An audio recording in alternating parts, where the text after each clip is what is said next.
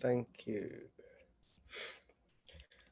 We have so we've got Q&A, question and answer session a bit later on. So can I just ask everyone just to hold tight to your questions in the presentation part at the beginning, and then we'll get to your questions a bit later on. So there's a chunk of time set aside for all the questions that you want to ask. If you need any support during the sessions, let one of the facilitators know in the chat. Please also keep muted during the presentation and while other members are residents are speaking during the Q&A, just so that we can hear everyone clearly. If you need BSL interpretation, Irina is here. Use the add pin option on your Zoom to have Irina as part of your main screen. We have also spotlighted her, so you should appear on your main screen as well. Depending on the numbers attending, we may have to limit the number of questions as well per person a bit later on.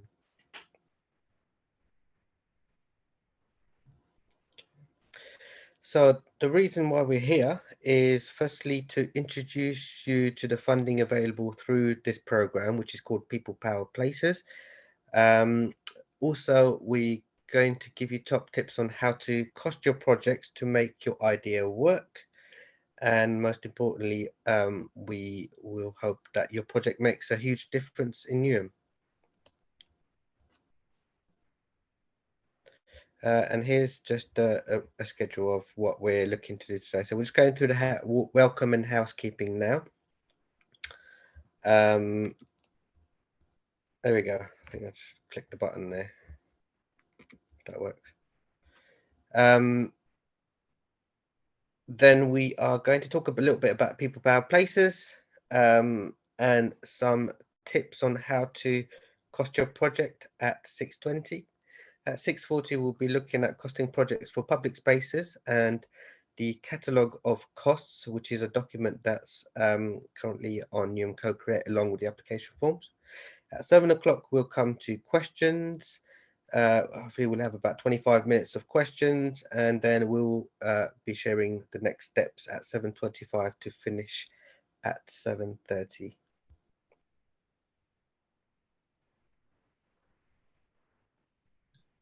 Okay. Yeah. So what is People Power Places? So for those of you who might not know so much about the program, so People Power Places was previously known as community assemblies. It gives Newham residents a chance to make some positive change in their local area. It is one of the largest participatory budgeting program in the UK, which is very exciting. Newham has 8 community neighbourhoods in total, and each neighbourhood has been allocated £200,000 per local area to spend on local projects done by local people, and that means you, hopefully. So anyone who works, lives, or learns in the community neighbourhood area can take part and apply for projects. And the money comes from Neighbourhood Community Infrastructure Levy, which is basically a charge on any new development in Newham. So any developer has to pay this charge to Newham Council, and then it is helping to fund strategic and neighbourhood infrastructure in Newham.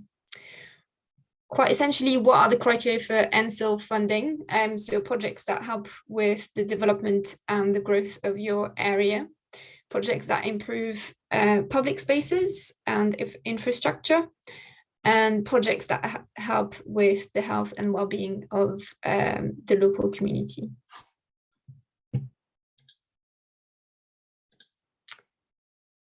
Okay, so how it works in 6 steps. So first steps, residents chose their local priorities. So that happened in May at our priorities events.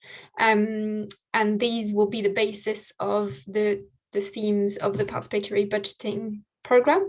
And then people discuss solutions to improve their local area and address the priorities that they've chosen.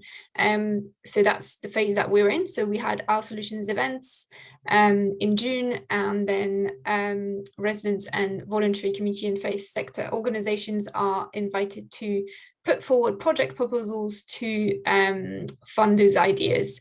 So residents can apply for up to £5,000, and voluntary, community and faith sector organisation can apply for up to £20,000. The next step after that will be voting for the favourite projects. So this is the very exciting part where all Newham residents will be invited to a voting process, online or in person, where they vote for their favourite projects that would be funded by the programme.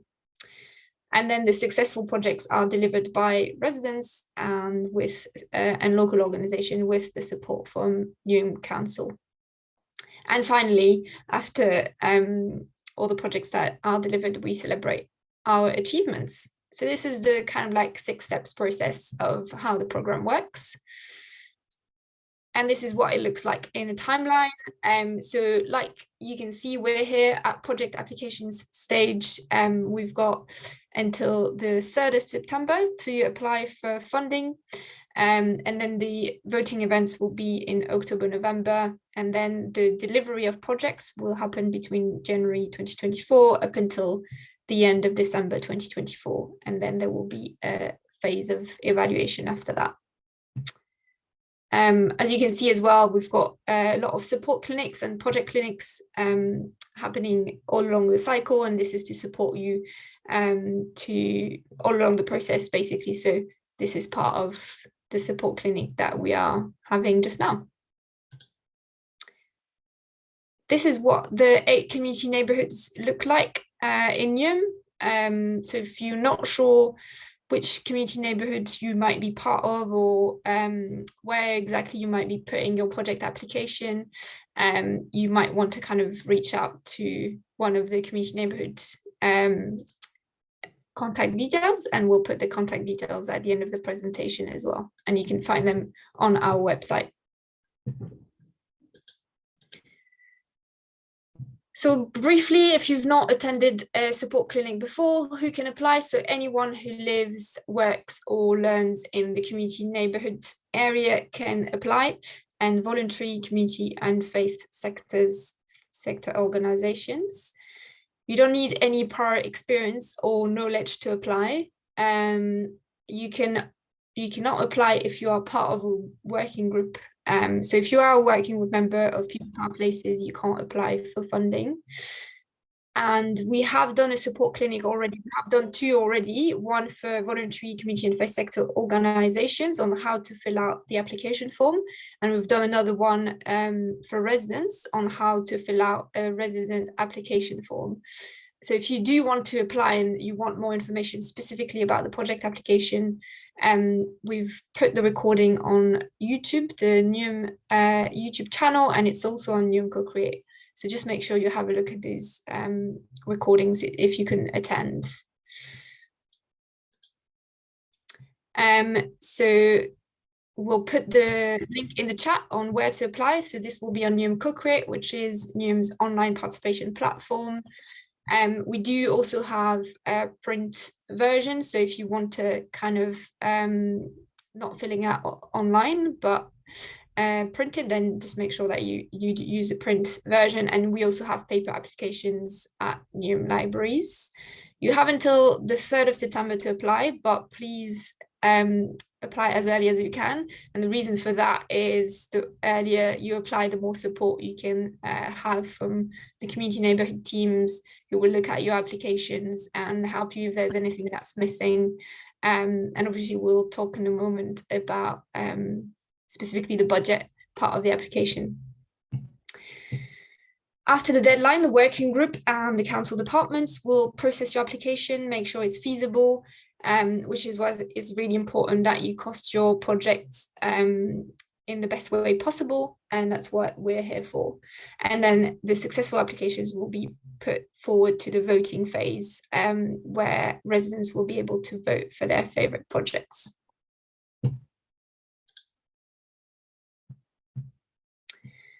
Okay, so today we're here to speak specifically about how to cost your ideas. So maybe you kind of like have an idea, but you're not sure how much it's going to cost, or what your budget should look like, or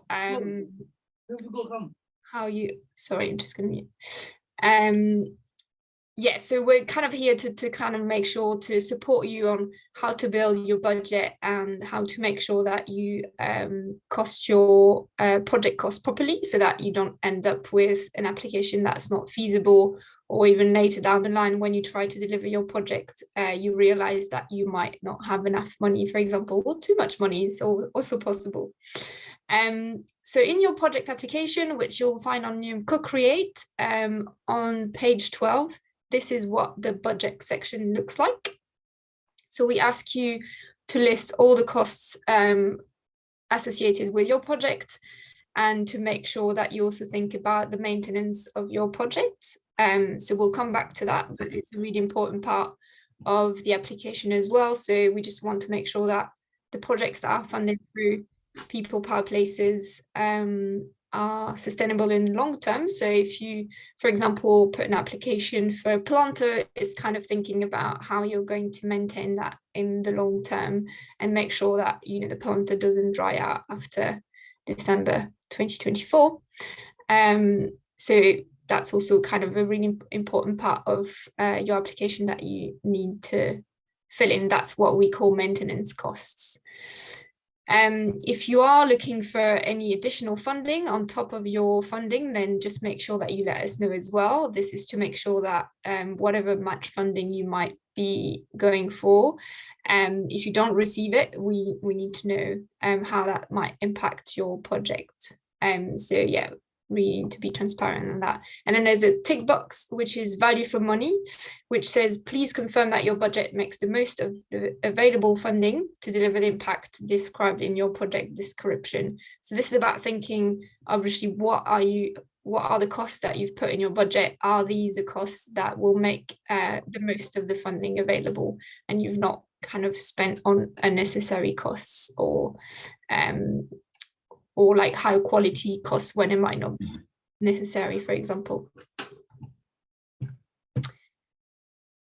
On the VCFS application form, the budget looks like this. So a bit more of a complex table, but it's basically the same. It's just making sure that you've got the breakdown of your project costs and how much you request from the funding. So if you're applying only for funding from People Power Places, you can just fill those two first boxes. And if you have any match funding that you require from any other sources of funding, then you need to detail that. And that's for us to make sure that any funding that you've got in addition to the funding from People Power Places, we know what funds what and what might not be what might not be able to deliver through the People Power Places funding. Okay, so that's for what it looks like. And now I'm going to hand over to Caroline, who's going to give us some top tips about how to fill out your budget and cost your budget. Hi, so my name's Caroline and I'm from Compost London. And as I said in my introduction, we're here to support voluntary community and faith sector groups and also community groups that want to put in an application. So I'm just going to run through some things that are useful to think about before you fill in your form to make sure that you get it right, and then how you can make sure it's correct. And then I'm going to give you a couple of forms to look at and you can see what you think of them. So can I have the next slide, please? So it's important that you get it right, as Amelie just said. It's awful if you think you have great plans for your project and then after about 6 weeks, you sort of think, I haven't got enough money for this because I forgot to put in this, or I didn't understand how much that would cost. I just guessed. So it's really useful to spend as much time before you fill in the form actually working out that the amounts you are going to put in are correct. And don't just think about the project, think about what you might want or need to do before the project and what you might need to do sort of after the project with the maintenance and the evaluation. So if you think about all that right at the very beginning, there's no surprises going to appear along the way, hopefully. And think about all the members of the team. Very few of you will end up doing this project completely on your own. So if you're going to bring in other people, are they volunteers? If they're volunteers, do you need to think about how are we covering their bus fares to get there? Or are we covering, if they're there for the whole day, do we give them a voucher to go and get a sandwich or something? So think about the whole thing in your head. Try and go through the whole process and jot down everything that you think might cost some money. And then when you've done it all, give it to somebody else to look at. Get them to check the lists and think through it. So can I have the next slide, please? So you're probably doing a project that you've never done anything like it before. And you've suddenly presented with a form to fill in with real costs on it. And so you've got to imagine, how much does it cost to buy 60 pairs of gloves? Or, you know, sort of how much is it going to cost me to buy wood and nails and screws and perspex for something? So Google and Amazon are your friends. So if you go onto Amazon, you will get a price for everything. Now, you might not end up buying it from there, but that will give you a good idea to start working out your prices, and your budget will be much more accurate if you've looked at something first. Go and talk to someone who knows. So if you're doing a project that requires you to build a wall or put a planter in, go and talk to somebody who actually built planters, and they will be able to tell you sort of, do you need screws? Do you need foundations? Do you need to dig something out? And that way they can help you. And your community neighbourhood people will also help you. If you think you might need a permission or something, go and talk it over with them. Volunteers can only be paid out-of-pocket expenses. So a volunteer, the definition of a volunteer is that they're giving their time freely, but they're not expected to be out of pocket. So if they've had to pay to get to the location, if they're there over 4 hours and over a lunch break or an evening break, you can give them a voucher for food. It's probably easier to look about vouchers than it is walking around with a bag of money thinking someone might come or might not. And when you're doing all your budgeting, don't forget your hidden costs. Like if you're running something where the public are coming, you might need insurance. You might want something to install something. You might want to have an event. You might want to print handouts or information sheets or fact sheets. If you've got 100 people that you're catering for, that's going to be a lot of stationery. You need to buy that stationery, and you might need to think about getting something printed as a flyer. That's all sort of costs that often get forgotten the first time you do a project. So I've imagined a project. Can we move on to the next slide? So I thought about, let's say there's going to be a green gym in Passmore Community Garden. And they've got a project that's going to give sessions to young and old.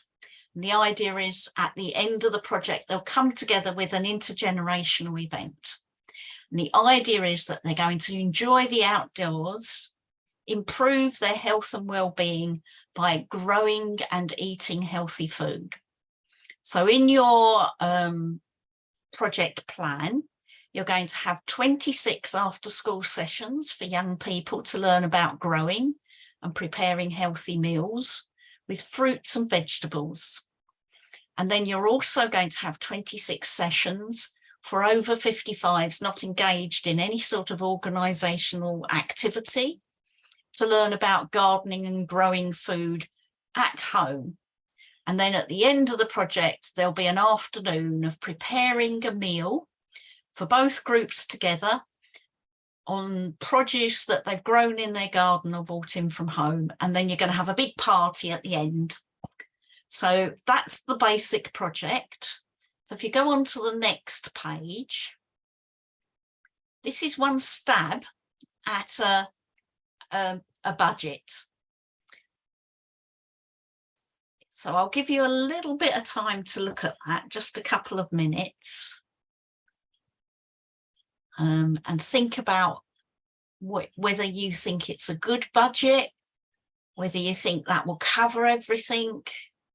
Does it give you, if you were looking at this as a community neighbourhood manager, would you think they know what they're doing? They've sorted it all out. That'll work well. Or do you think, oh, I'm not quite sure they've thought of everything there? Just have a quick look.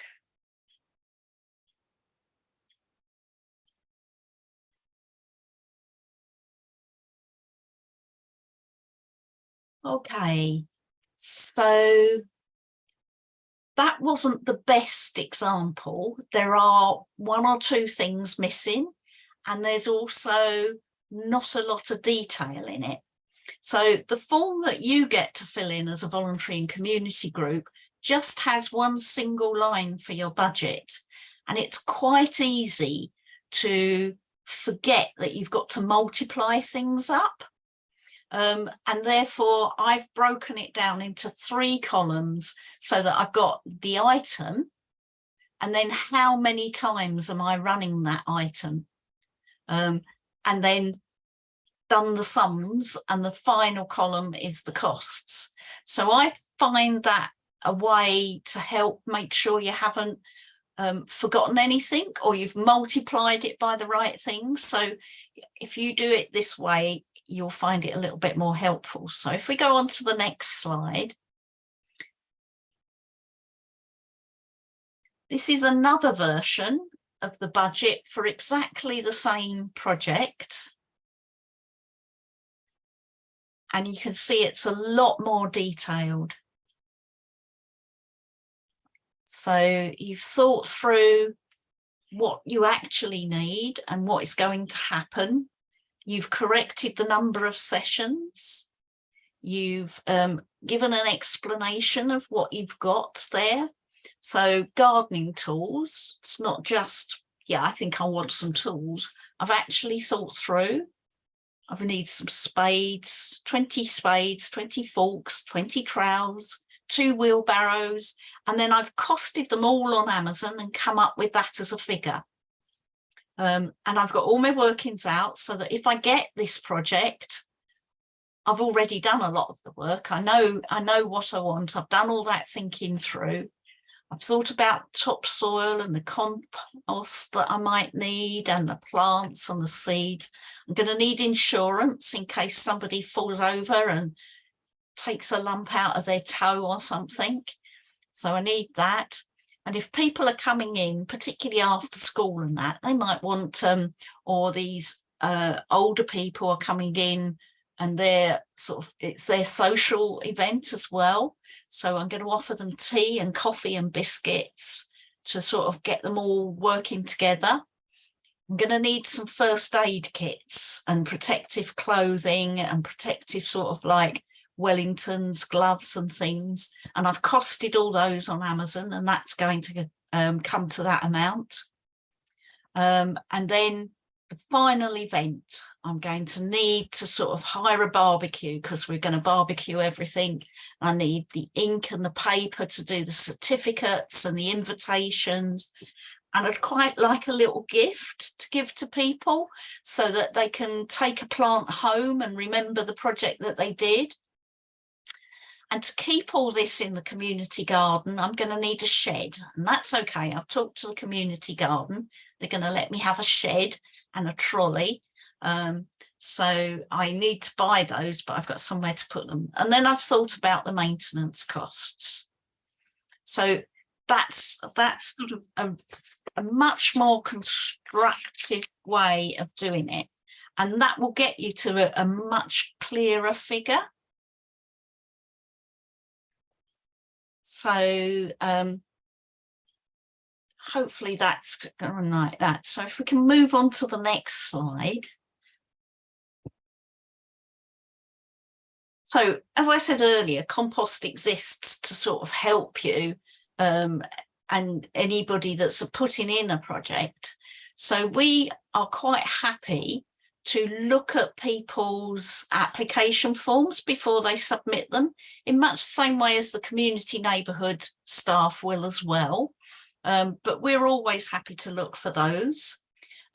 We often run workshops as part of our programme of sessions and information and support that we offer groups on various things. So if you find that you think you'd like to know a bit more about safeguarding, if you're doing a project with children, come along to one of our sessions on safeguarding.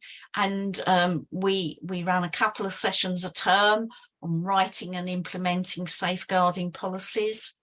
The Social Welfare Alliance training programme will give you lots of background things. We run networks. We can sign you to communities of practice, or you can visit another project that's running if that might help.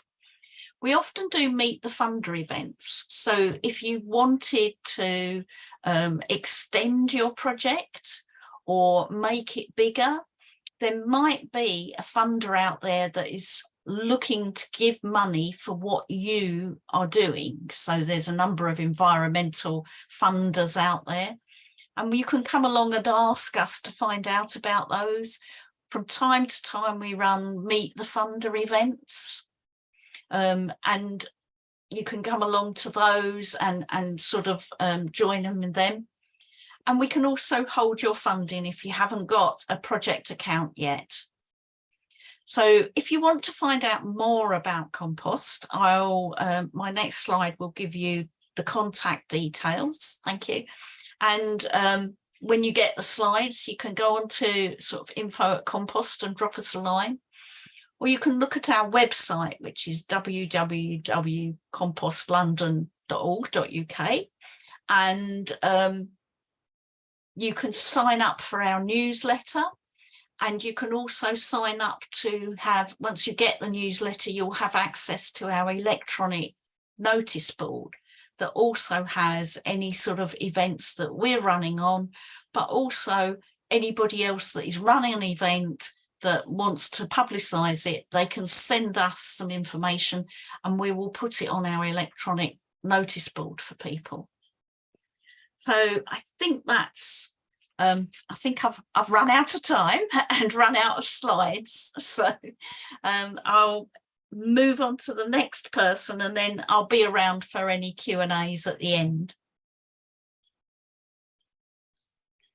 Thank you, Caroline. That was really helpful, and I think you showed really clearly how the impact of detailing your budget, because we could really see one project was costed at like 2,000 something and the other one 5,000. So that is a really good example of why it's important that you really think about all the possible costs of your project and you detail them as much as possible. Now, the next part of the session is thinking about costing any projects that are set to happen in public spaces, because obviously that's a bit different. If you're doing just your kind of like session in a library, then you might need to just think about materials and volunteers. But when it comes to actually installing equipment in parks or on NUMs like streets and public spaces, then there's a bit more things to think about. So I'm just going to hand over to Sarah to explain how that works. Thank you. So for anyone who's just joined, my name's Sarah Brown. I manage the People Power Places projects that come to EST for parks and highways. So just to give you some kind of information about how your projects will work when they come to us, they're slightly different to how Caroline previously explained. the projects and all of the equipment will need to be ordered through new approved suppliers, and then our staff, so you'll have a dedicated officer in Parks who's on the call today, Nicola, and then you'll have 2 people in Highways team, and they will be responsible for ordering that equipment and those items for you.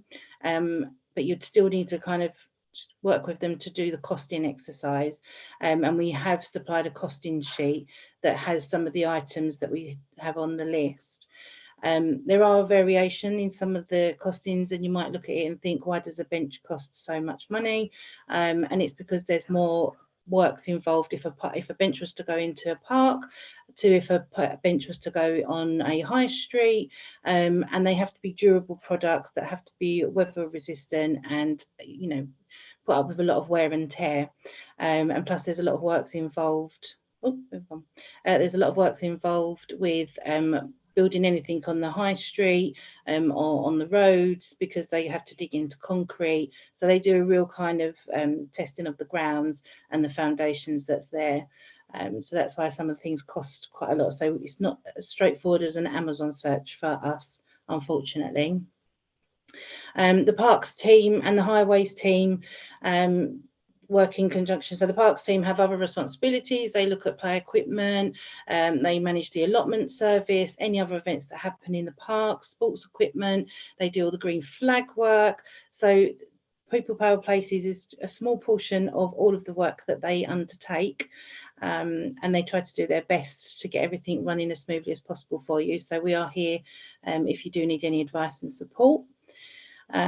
We are dealing with some inflation costs. So some of the issues that we've had this year is that we've costed up a project, and then by the time it's come round to order the equipment, the supplier has put up the prices.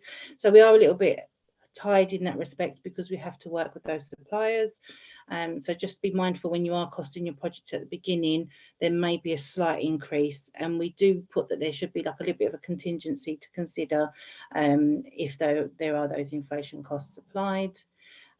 We have to adhere to planting seasons to ensure that all of the plants and trees survive. So that can be that has to be planned out around the spring and the autumn.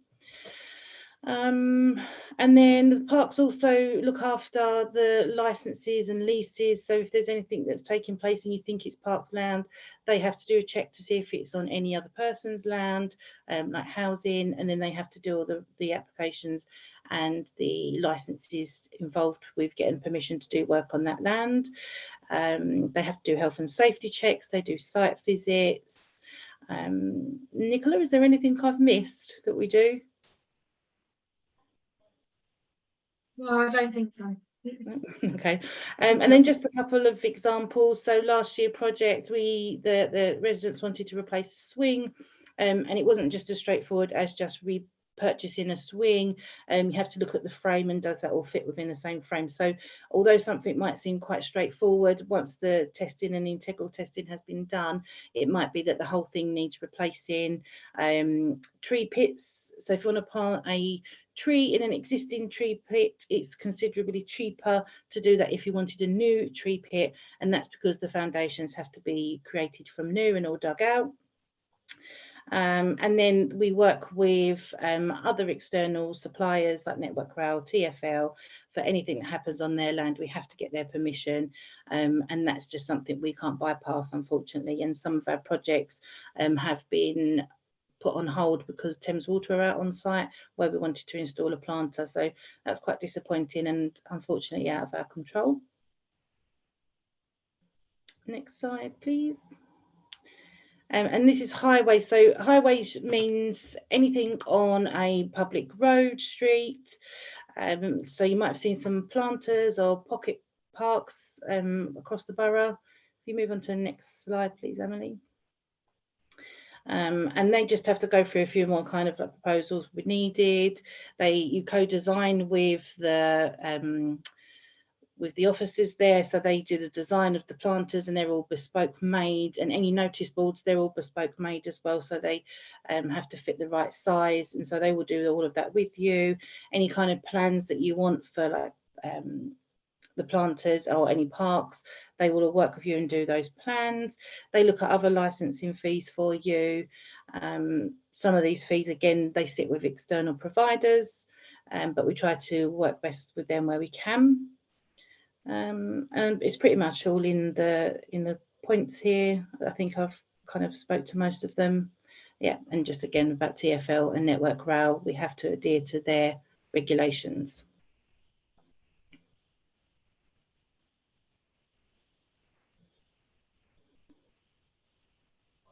So I think before moving on to questions, wanted to run through the catalogue of costs as well. Do you want me to share screen with that, Sarah? Yes, yes, Yeah. please. Cool. I think let me just double check. Yeah, got the right version. Okay, So while Emily's pulling up the screen, the catalogue of costs was created for last year's cycle, and it was a way to give people an idea of how to cost your project within the EST. So if it comes over to sit in our service to do it with us. And it just lists some items that we have that we used from the previous cycle before that. And then this year we've updated it to include some of the new items or the new projects that we've had that wasn't included from the year before. If you scroll down.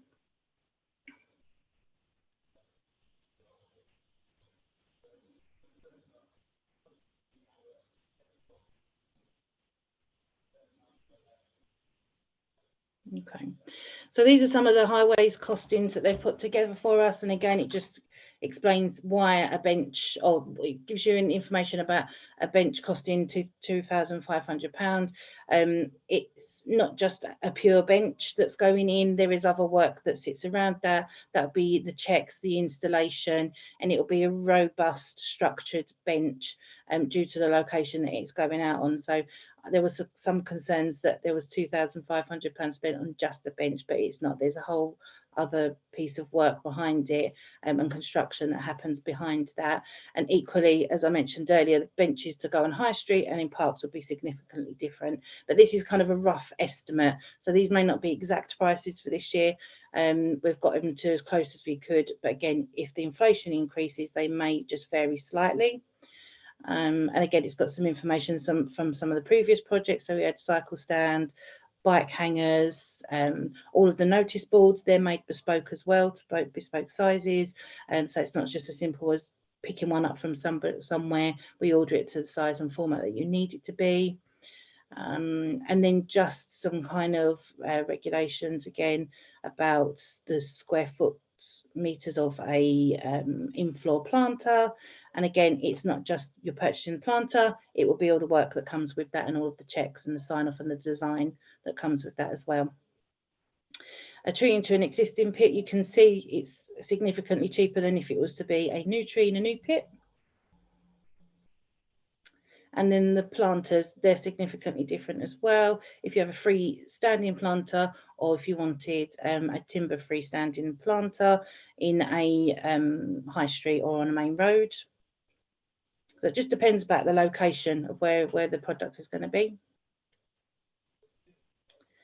And then these are some other items that we had. So we had a bin, there were some more benches in parks, town centres, residential areas, play equipment. Again, it was really hard to kind of pinpoint every piece of play equipment. So roughly, this was a timber balance beam, and then you've got planters on there, some signage, what they cost, parklets, how much they cost, planting into existing flower beds.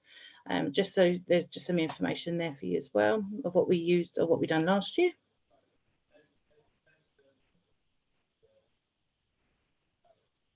And then we've got, so officer time is what is put aside for the likes of highways and parks team, but that is funded, that's not coming out of the budgets that you get, that will be funded through another stream, and that's to work with your dedicated officer in the parks and the highways team to help you do the project management and plan out your project.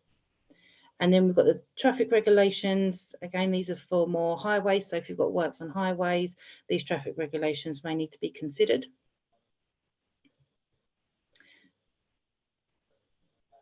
and that's if you need to shut a road off, cause any obstructions, or section off a part of the road to have your item installed. That covers that as well. And then some other license fees on there as well, and some surveys. So these are the highways delivered project hidden costs. Sorry, I must point out I don't work for the highways team, and I'm doing their updates as best as I can, but they would have explained this so much more better than I am.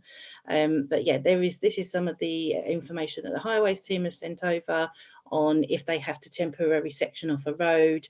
You've got a low cost and then a high cost. And again, for traffic management, to put a temporary traffic system in place. And then some ground and topographical surveys to be completed. So again, if anything's being installed and we need to dig down into the foundations, again, you've got kind of the low range to the high range of what may be needed.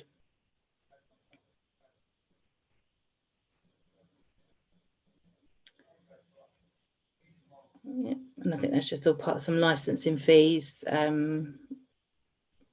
Again, yep, for highways. And then the only other thing that I wanted to just make you aware of is our maintenance cost or a maintenance fee. So it works slightly different again for EST.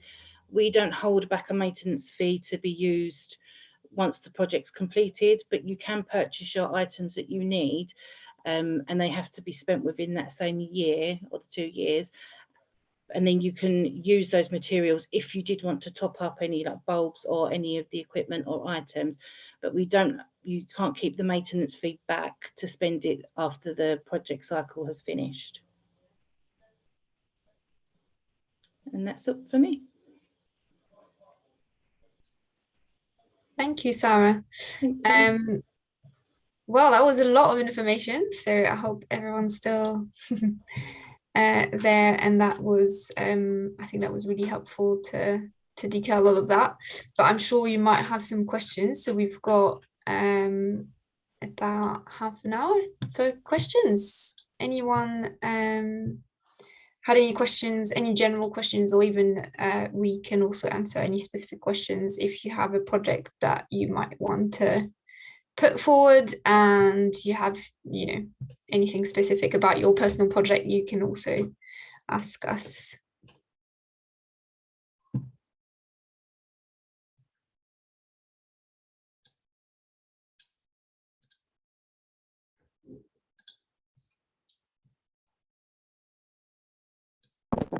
I have a question. Hi, yeah. Who's this? So this is I'm Princess. Yeah.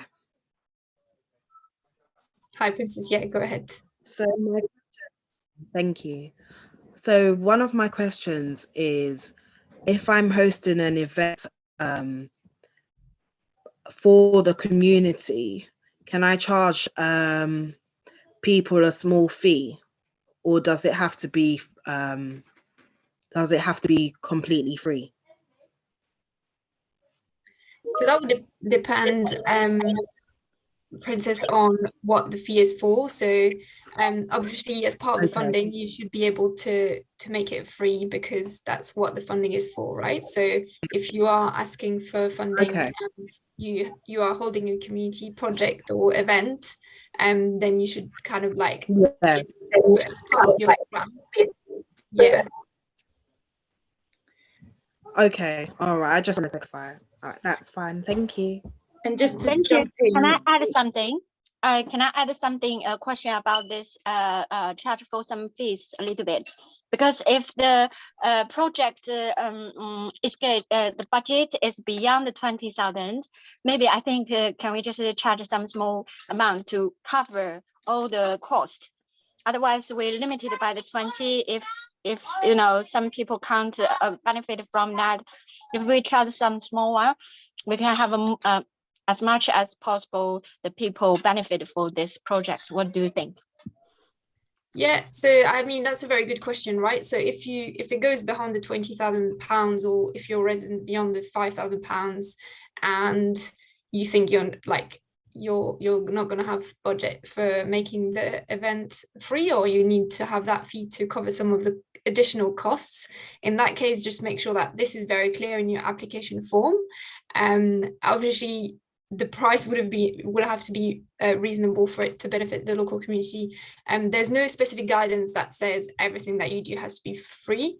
However, obviously the working groups will be shortlisting your project, and they will look at your applications and see if like in their opinion that benefits the local community and that makes an impact for people in the community, and then people will vote for your project as well. So that's just something to bear in mind, that there will be these checks to make sure that your project is benefiting as many people as possible in the community.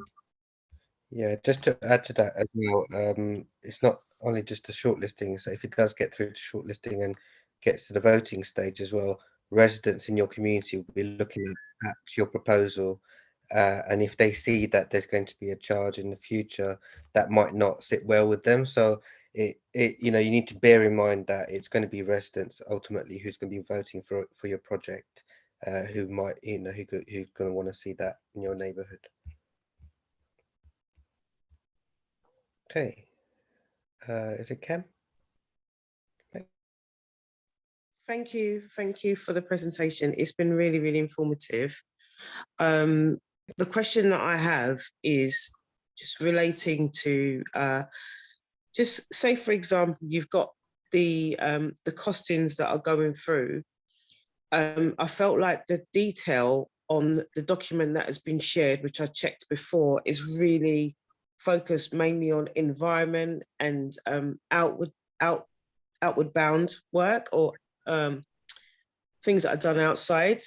And the presentation that Caroline did today was very good, but I think this is some feedback to everybody really, that I think you should have something like that within that booklet, because you know, like thinking about insurance and if you're going to have gifts for people and things like that, I think that was really useful for the sort of the smaller details that we need to have in the funding plans. So if someone may not be able to get onto these calls, yes, it is recorded, but I think if it's in the document, it would be a lot more beneficial moving forward.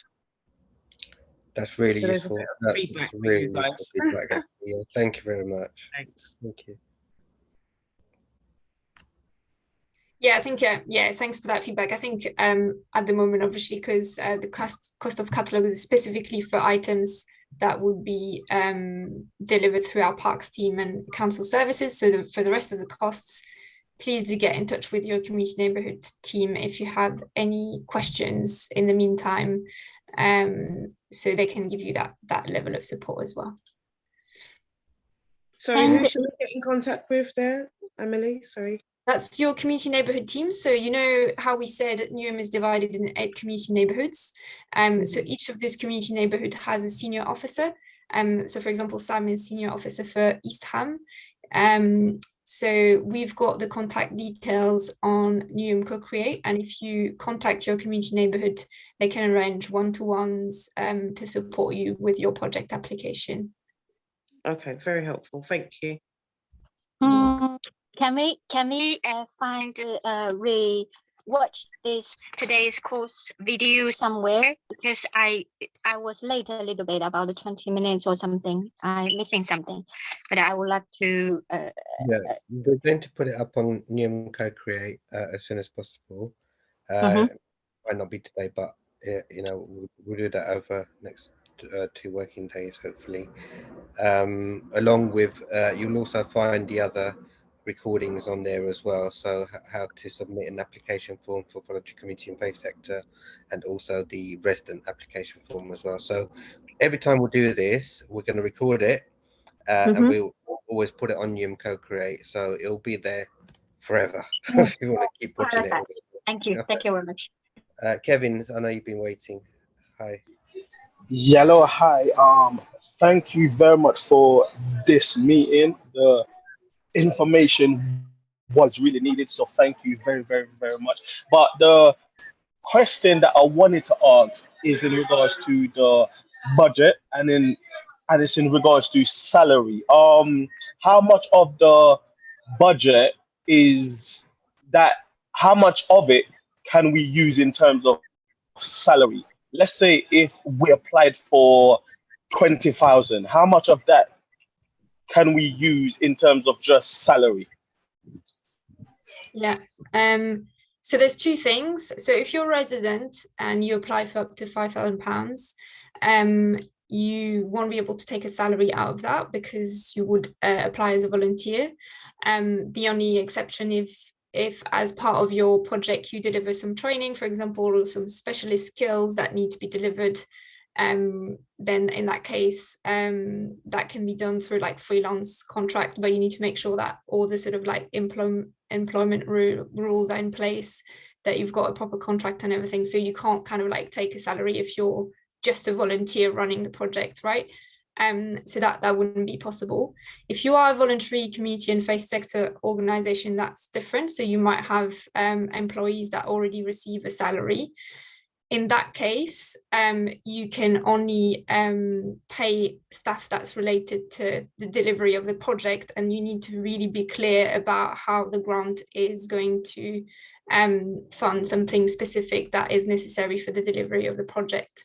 So the answer is if you're a voluntary community and faith sector organization, you can use it for salaries. You just need to make sure that is very clear how that pays salaries that are necessary to the delivery of that specific project. So it can't be kind of like paying a full-time employee of your organization as part of your like core funding. It really needs to be specific to the delivery of your project. Does that make sense? Yes, it does. Thank you. Welcome. Can I just say, you mean, for example, with Kevin, like broken down by hours, the amount of hours that you're spending on that particular project? Yeah, exactly. Yeah. So yeah. just so the amount of hours, and then you would also need to like, we might also ask for supporting documents, for example, invoices, contract invoices and all that kind of stuff. Yeah. Exactly. Thank you. Right, I think we've got Ellen next.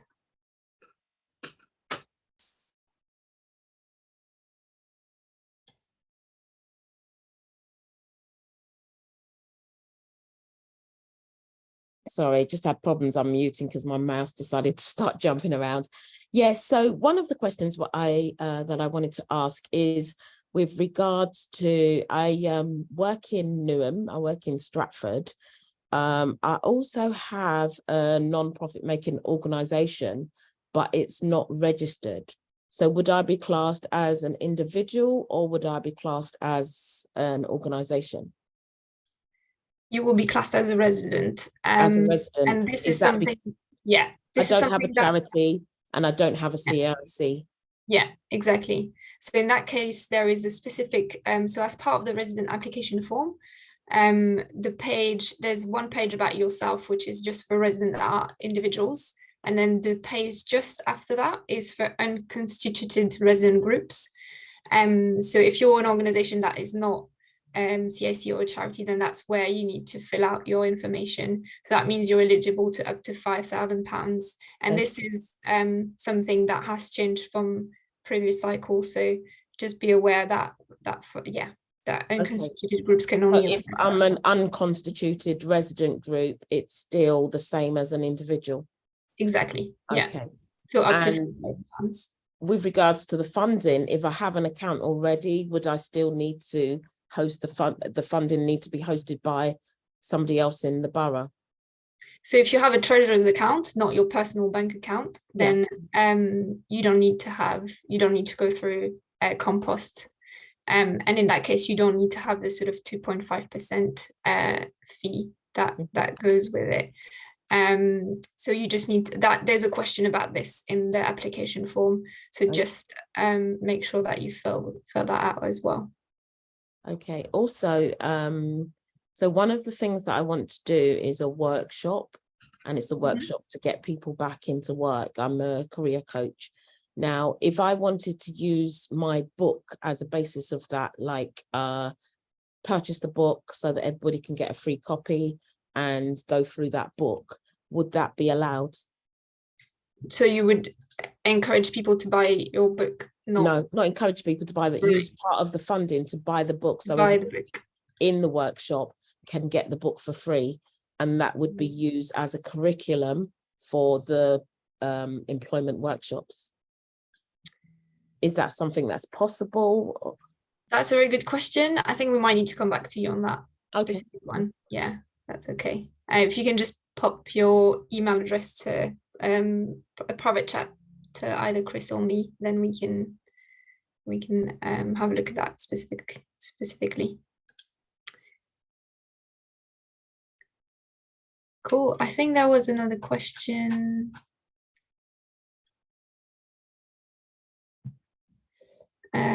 From Haley. I think there was a question in this chat from Haley. I work for Better the Village Centre, which is not a profitable charity. Yeah, so in that case, you wouldn't be able to apply for funding. So the voluntary community sector faith organization application form is if only you're a charity or a CIC. If you're company limited, you can't apply, or business. But you can still apply as a resident, obviously. So you can still instead fill out an application as a resident, as someone who works. Obviously, you don't need to live in the community neighborhood. So if you work in the community neighborhood, you can still apply as a resident for up to £5,000. Or alternatively, you could also partner with a charity or another CIC to do an application for up to £20,000. So you can also find a partner organization to do the project through them. But as a business, you wouldn't be able to apply.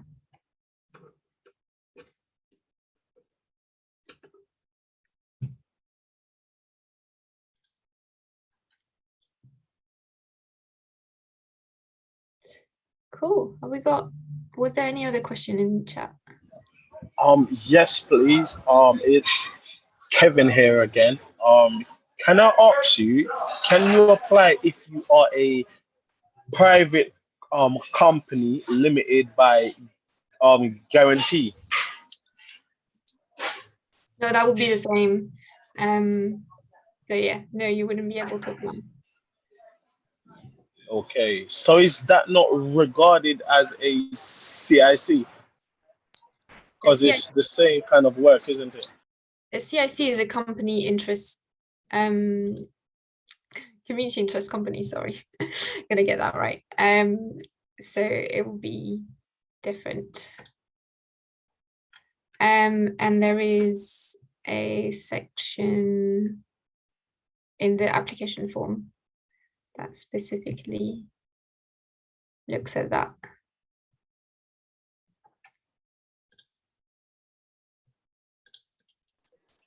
Okay, that's fine. Stella, I think Stella was waiting as well. Stella, did you want to ask a question? Oh, hi. This is Stella. Hiya. Hi. Oh, hi. My question is, where can I go to if I need help completing my form?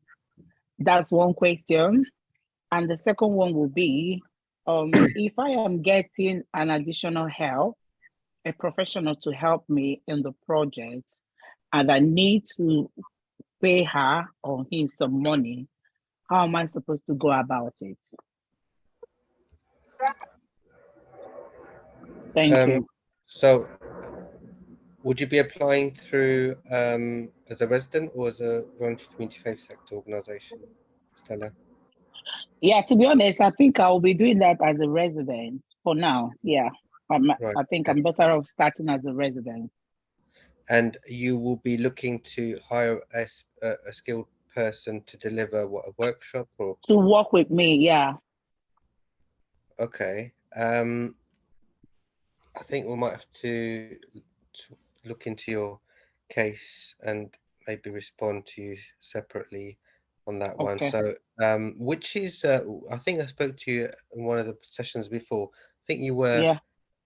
was it Plaistow or Custom House Canning Town? I can't Yeah, remember. E13, but I said I've been coming for the meetings. I've been coming to Canning Town meetings. I'm so used to this particular area.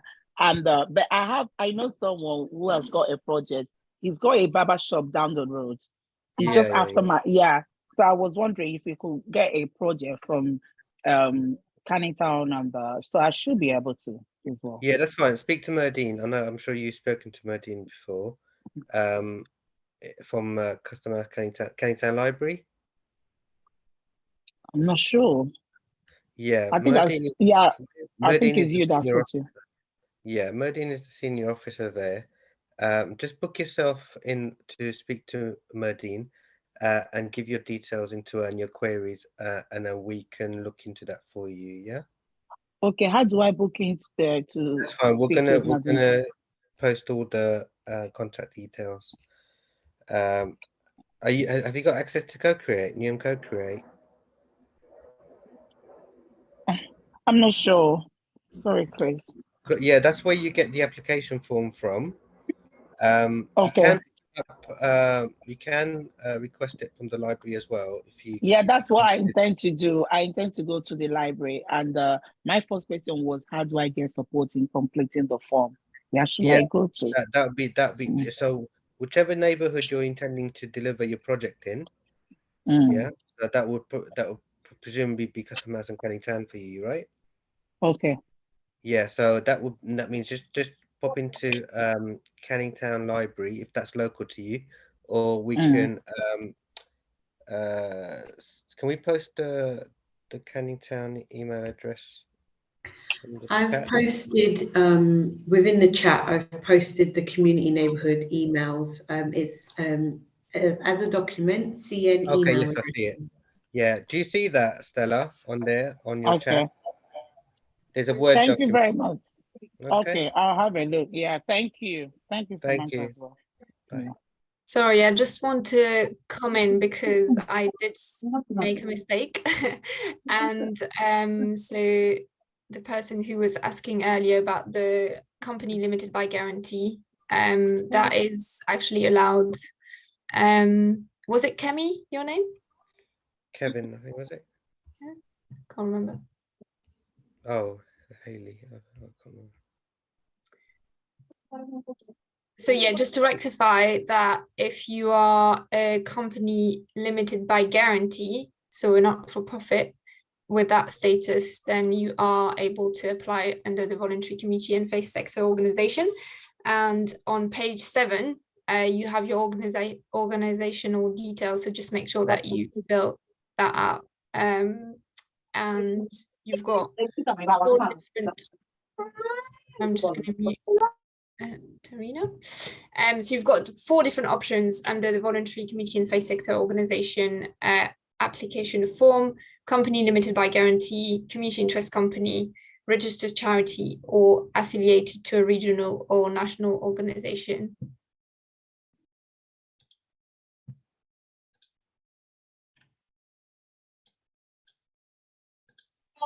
So is that in response to that better?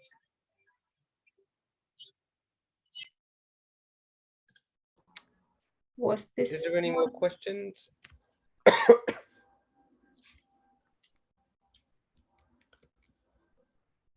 No.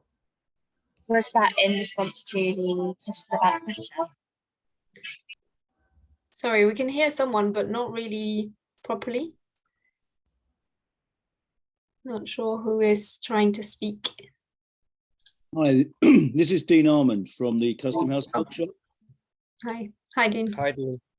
Could I just point out, in the past, people didn't work out which community neighbourhood they belonged to. So they applied to neighbourhoods and their grant application was rejected. So it's very important people apply to the correct community neighbourhood. Yeah. If you know your postcode, you can work that out. Yeah. Yeah. And what we are already speaking to the neighbourhoods about is if they find an application in their inbox which belongs to another neighbourhood, then that will be sent over to the correct neighbourhood, and they'll make contact with the applicant from there as well. Thanks for pointing that out. Yeah. And just to complete with Ellen's question in the chat, so how do we prove that we live, work or study in a particular community neighborhood? So you will have to fill out your contact details on the project application. So that includes your postcode and correspondence address. So that's how we will work out if you live, work or learn in the community neighborhoods. Obviously, if you do work or learn, then make sure you add that in your application form, so that we know if your postcode is outside of the residence, then we can let you know. Yeah, so if you don't want to kind of like receive the communications at your workplace, just make sure you indicate your personal address and your workplace on the form, and let us know which one is the one that you want to communicate with, and the one where you where your postcode for working is. Thanks, Dean. I just saw your ward finder link in the chat. Yeah, a lot of people don't know who their councillors are. So we found if you just put your postcode in the link, it tells you who they are. That tells you the ward, and then you can work out your community neighbourhood. Yeah, great idea. Thanks. It's just that last year I know of at least 2 projects who applied at the last minute, applied to the wrong neighbourhood, and of course were rejected, and there wasn't time to work it out, which is very sad after all the hard work they put in. Yeah, no, good point. Thanks. Right. We've got a few more reactions in the chat. Hayley, you were asking if that was in response to your question. So it depends what the status of the leisure centre is, Hayley, in that case.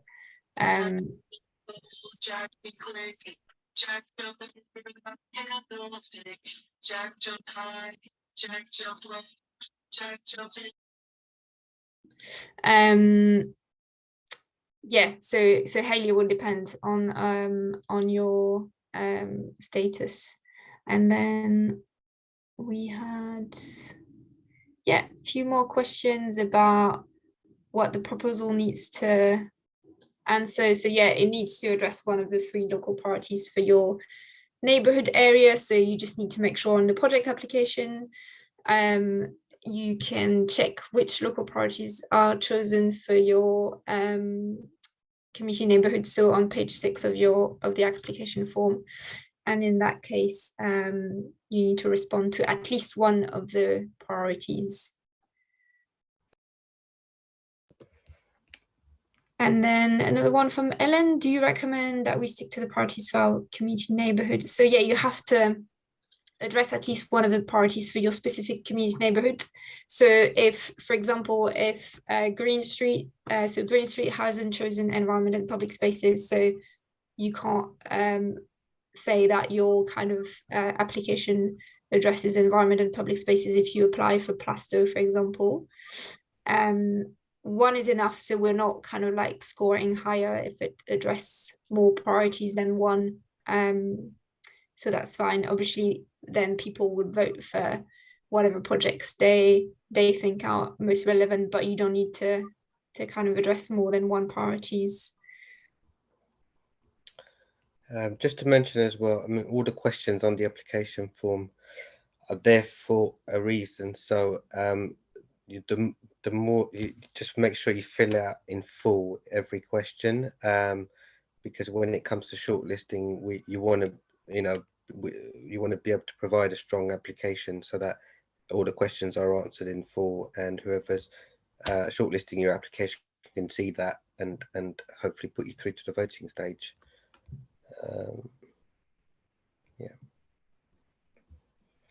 So this is why we're doing how to cost your project as well. So we want to make sure that you kind of lay out your budget quite in as much detail as possible, and don't forget as well, it's over the deliveries next year, so do account for inflated prices as well. You might want to add a contingency, say that you've added up everything and it's quite short of the total amount. Look at contingencies, put X amount that, for contingency in case of inflation, in case of price hikes, and unexpected costs and stuff as well. So yeah, the recommended amount for contingency costs is 15%. This is what is put in the catalogue of costs. So definitely your application will be stronger if you put a contingency costs in. Was there any specific questions for Sarah or Nicola? I just want to point out that the contingency cost also isn't a cost to keep back for the project. It's something to consider, not a holding sum of money. Yes, if you have any questions for me and Nicola, please let us know. Any questions about anyone who wanted to kind of install something in public spaces or have events in the park? Got an expert on the line, ask away.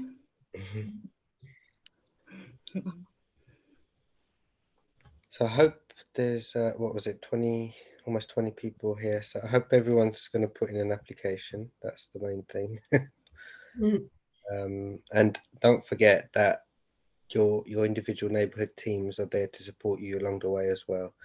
And don't wait till the last minute, because if everyone rushes in for support in the last minute, you might have to get in line. There might not be enough time, so just make sure you put it in as early as possible. We're sort of asking people to start early August if possible, so that neighbourhood teams can start looking at your application forms. And the benefit of that is it's going to give them a bit of time to look through it and possibly come back to you to say, look, you might want to expand on that, you might want to add a bit more detail here, because that's good. If they can do that for you, then it's going to make your application stronger. So just bear in mind, please don't leave it to the last minute, because there may not be an opportunity for neighbourhood teams to be able to look at it and then come back to you to make your application form better, or stand a better chance to be shortlisted.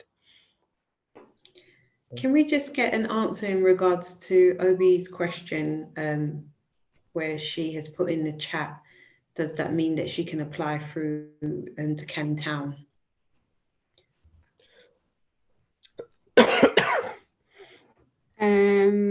Yeah, I'm not sure I could open that file. What's the question, sorry? So the question is, she's put in her postcode, and she's come under the with the councillors under Plaistow West and Canning Town East. So she would like to know, can she apply in Canning Town and Custom House, or is it just Plaistow?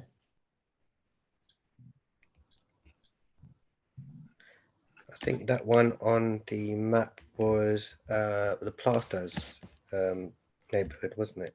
Yeah, that's correct. Yeah, so if your ward is in Plaistow, then you will need to apply for Plaistow. Yeah. Unless obviously you. So sorry, I think the confusion was that the councillors, their names came under Plaistows and the Canning Town. So that's why, like I said previously, I am used to coming to these meetings in Canning Town Library. So I'm kind of used to the people in this area. So if I'm going to start going to Plaistow, I'm like, everything's going to be like new. I might not even know my starting point. I'm going to get confused. So that's the question. That's the challenge, basically. Yeah, okay. I would recommend to get in touch specifically with the Custom House team in that case, and we can take it from there. Okay, I'll make out time and go to the library, the Canning Town Library, and speak to someone there. Yeah, cool. Sounds Okay. good. Sorry, Yeah. is Canning Town Library open yet? I don't Yeah, it's believe it. up. Is Canning Town up. Library back open? Yeah, it's open. It's usually open. I was there last week. It was open. All right. Okay. Yeah. Okay. All right. Nicola, you had a question. Yeah, not so much a question, actually, more of just a pointer, really.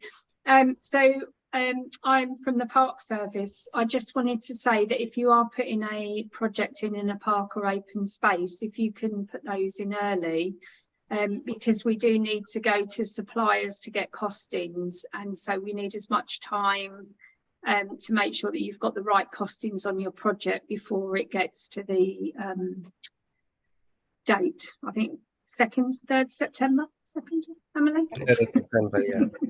Yeah, so the more notice we have, the better, I think, if we need to cost out. So yeah, we'd be grateful if you can start your discussions with us early.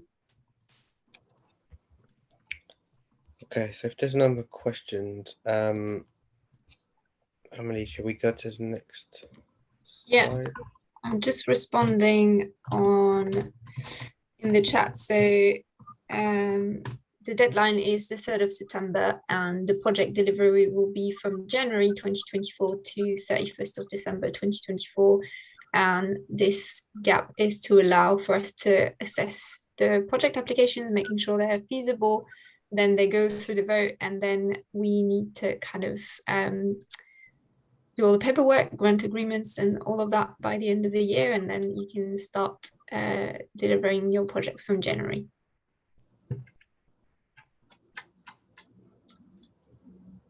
Okay, so if there's no more questions, and obviously if there's more questions, you can put them in the chat. I'm just gonna share my screen again.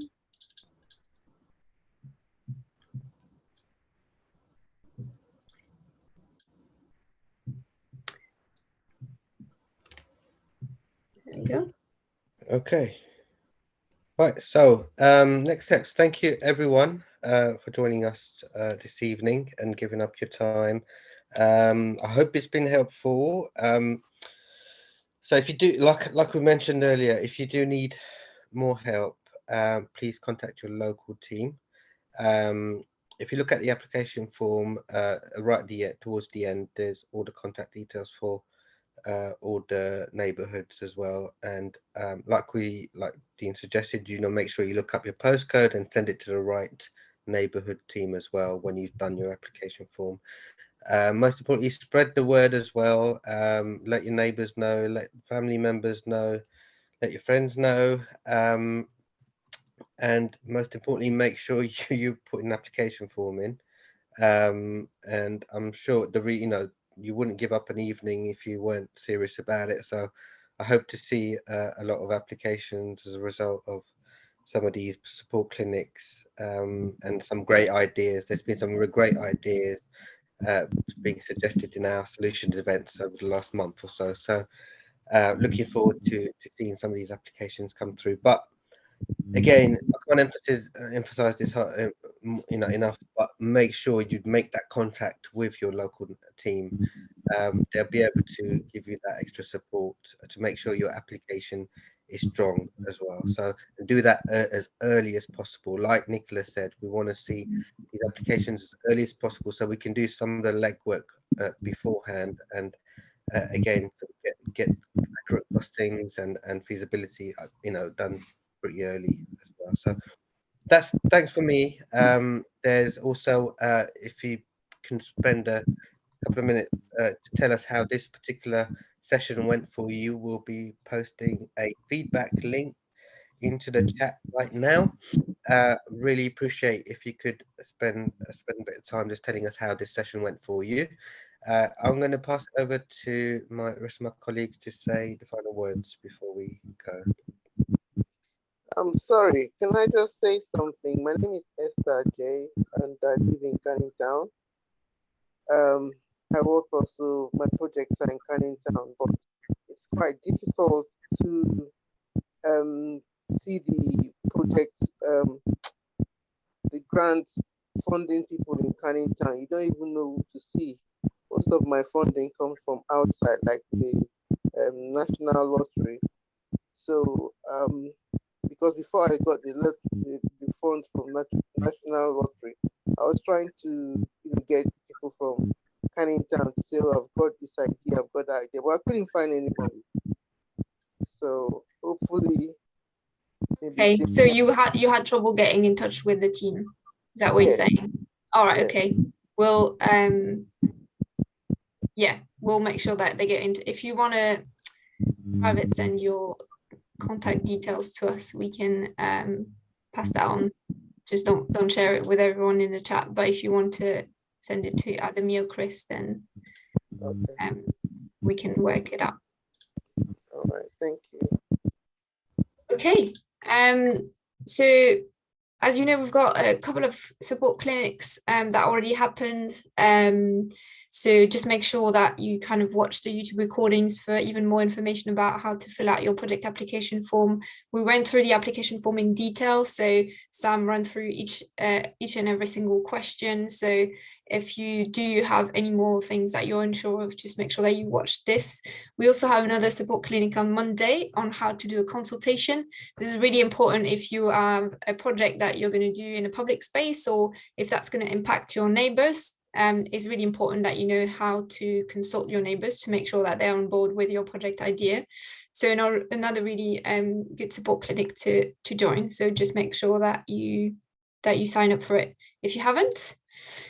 These are the community neighborhood details. So we have put them in the chat as well. They're also available on Neum Co-Create. So yeah, just make sure that you get in touch with your local teams, which are best placed to support you with all of this. Yeah, I think that was it. Yeah, just make sure that you give us feedback. Is really important. We've kind of increased the support available as part of the launch of the new cycle with People Power Places.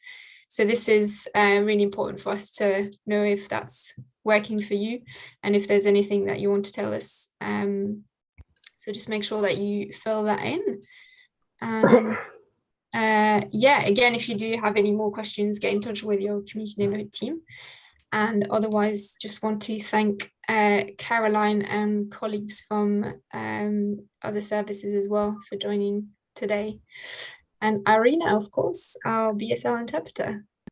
And I can stay on the line for like another 5 minutes if there's any more specific questions, and otherwise we'll just wish you a really good evening.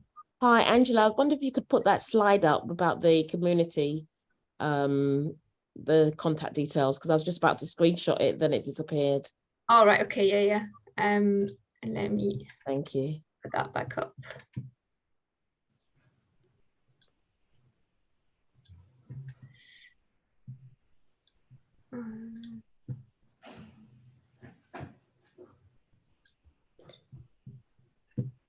I've also put it in the chat as well. Within the chat, I've sent the document through so you can download it.